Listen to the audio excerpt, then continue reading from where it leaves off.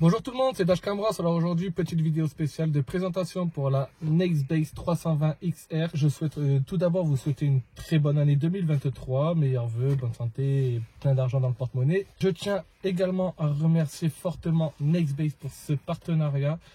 Donc on commence très bien l'année donc pour la présentation de la Nextbase 320 XR. Et comme vous le voyez, je ne suis pas seul, je suis accompagné d'un ami. Donc si tu souhaites te présenter. Bonjour tout le monde, moi c'est Pat. Je voudrais d'abord remercier à Dashcam de l'invitation. Avec plaisir. Et je voudrais avoir un peu plus d'informations sur cette Dashcam. Donc aujourd'hui nous allons parler donc de la Nextbase 320 XR, donc de la caméra avant, donc de la Dashcam avant. Ce qui va nous intéresser tout simplement c'est son capteur, donc un capteur Sony de 2 mégapixels qui filme donc en 1920 x 1080, donc c'est du 1080p tout simplement. Et en 30 fps, malheureusement, donc on ne peut pas plus. J'aurais préféré du 60 fps pour une qualité de 1080p. Pour moi, ça aurait été le minimum. Mais ça reste de très bonne facture.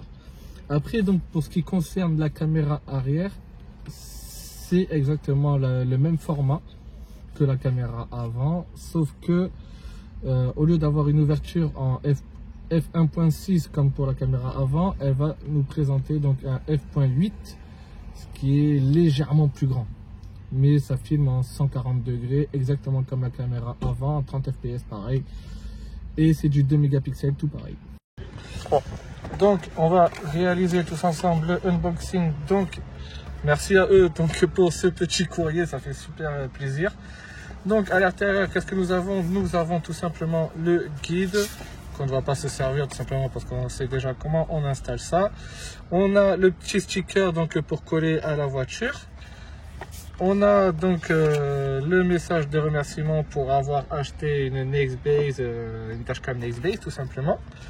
Ensuite, donc ce qui va nous intéresser aujourd'hui, c'est donc la fameuse Nextbase 320 XR tout simplement. Donc qu'est-ce qu'on a? On a donc le 320 XR et le port slot micro SD, donc jusqu'à 128 Go, comme je l'ai dit en classe 10 U3 tout simplement. Après donc on a le port USB pour l'alimentation et pour le brancher à l'ordinateur. Ici on a le port pour la caméra arrière, j'ai l'impression que c'est un USB type C si je dis pas de bêtises. En dessous, donc, nous avons le bouton reset et le numéro de série.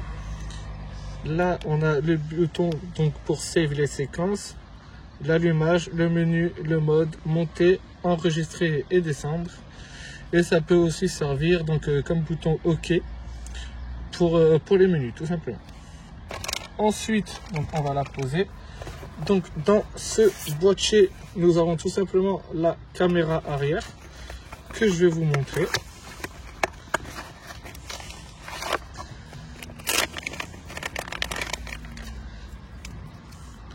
Donc la caméra arrière, elle se présente comme ça. Donc là, on est à l'endroit. Et regardez, c'est magique, elle est aimantée. Donc vous pouvez l'orienter une fois qu'elle est sur le pare-brise, c'est pas un problème. Ça sera à régler à votre guise. Donc ensuite, on a une sorte de boîte qui n'est pas vraiment une boîte, mais un cache. Où à l'intérieur, nous avons donc le support pour la Nextbase 320 XR. Donc ce support là ne fait pas GPS. Comment vérifier s'il fait GPS ou pas? C'est très simple, vous enlevez tout simplement cette partie adhésive et ici il doit y marquer GPS. Donc là malheureusement c'est pas marqué GPS, donc il n'en fait pas partie. Mais pour ça nous allons faire un essai. Nous allons faire un essai plus tard avec un autre boîtier GPS que je possède déjà. Donc ensuite on a une alimentation sur l'allume-cigare qui va se brancher donc directement à la dashcam ou même à son support tout simplement. Le câble est vraiment assez long, donc on peut vraiment y aller quoi. Ceci c'est le câble donc pour la caméra arrière. Il est super long, regardez-moi le mastoc. Il est incroyablement long. Je crois qu'il fait 6 mètres, un truc comme ça.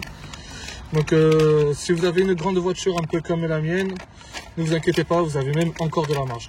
Et je l'ai déchiré, c'est pas bien grave. Donc là, ce que nous allons faire, c'est que nous allons procéder à l'installation de la Nextbase 320 XR. Mais avant ça, nous allons essayer quelque chose tout simplement avec la Nextbase 622. Je vais récupérer un élément parce que regardez, c'est un peu tout kitsch. Pour une marque de ce calibre là, donner un petit carton, bon c'est moyen. Mais sur la Nextbase 622, c'est du plastique, c'est du solide. Nous allons voir si elle est compatible avec la 320 XR. Et c'est compatible. Donc ça veut dire que le support qui est là peut aller directement aussi sur la Nextbase 622. Donc nous allons récupérer le support, donc comme je le disais, GPS, c'est marqué ici. Et donc comme vous vous en doutez, ça correspond parfaitement, mais on va voir si c'est compatible quand c'est en état de marche. Donc je vais aussi récupérer le support ventouse de la Nextbase 622, tout simplement parce que moi je ne souhaite pas coller en adhésif donc la Nextbase 320 XR, parce que tout simplement je vais plutôt utiliser la 622 donc tous les jours. Donc je la réinstalle officiellement dans ma voiture à partir de ce week-end. Nous allons procéder à un essai routier donc avec le boîtier GPS, mais aussi avec le boîtier ventouse qui appartient lui donc à la Nextbase 622. Donc vous voyez, c'est très simple pour l'installer, il faut juste décaler et ça vient se mettre tout seul. Après c'est juste aimanté, mais franchement ça tient vraiment très bien. Vous pouvez y aller, il faut même forcer pour y aller. Même moi des fois j'ai un peu de mal, mais ça ne risque pas de tomber sur la route. Regardez, je peux vraiment secouer, ça ne tombe pas. Donc là franchement Nextbase, chapeau. Ah oui, et aussi j'ai oublié de vous parler, donc nous avons l'anti-reflet de chez Nextbase qui est lui uniquement compatible. Donc regardez avec la 122, 122 HD, 222, 322 GW et 422 GW. Donc la 320 XR, ne vous inquiétez pas, ça ne pose pas de problème. Donc nous allons ouvrir le boîtier et regardez tout simplement comment ça se présente. Ça se présente comme ça. Donc là il y a une petite fiche explicative pour voir comment on l'installe. Et ce support, donc merci à la Chrysler d'être passé juste derrière à ce moment là. Et en fait ça vient se coller directement sur l'objectif. Donc nous allons faire un premier essai sans objectif et avec l'objectif. Et ainsi, donc quand vous allez acheter la Nextbase 320 XR, vous allez être directement fourni d'une carte micro SD, donc 32 Go en U3, donc en V30 U3, la classe 10, je crois qu'elle est notée directement dessus. Non, elle n'est pas notée dessus, mais c'est du V30 U3, donc c'est parfait, on n'aura aucun problème avec ça.